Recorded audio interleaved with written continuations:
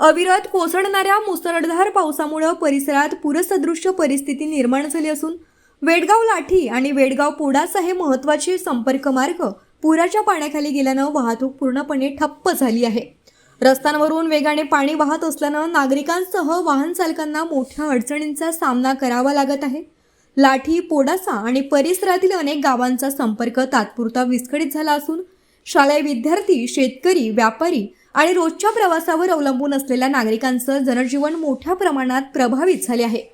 प्रशासनानं नागरिकांना पुराच्या पाण्यातून मार्ग काढण्याचा प्रयत्न न करण्याचं आवाहन करत सतर्कतेचा इशारा दिला आहे। दुसरीकडे पुराच्या पाण्यानं अनेक शेतांमध्ये शिरकाव केल्यानं भातासह विविध पिकांचं मोठं नुकसान झालं आहे।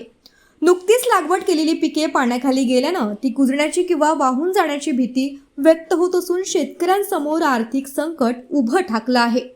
नुकसानग्रस्त क्षेत्राचे तातडीने पंचनामे करून शेतकऱ्यांना त्वरित आर्थिक मदत द्यावी, तसंच बंद पडलेले रस्ते लवकरात लवकर वाहतुकीसाठी खुले करावेत अशी मागणी स्थानिक नागरिक आणि शेतकरी करीत आहेत।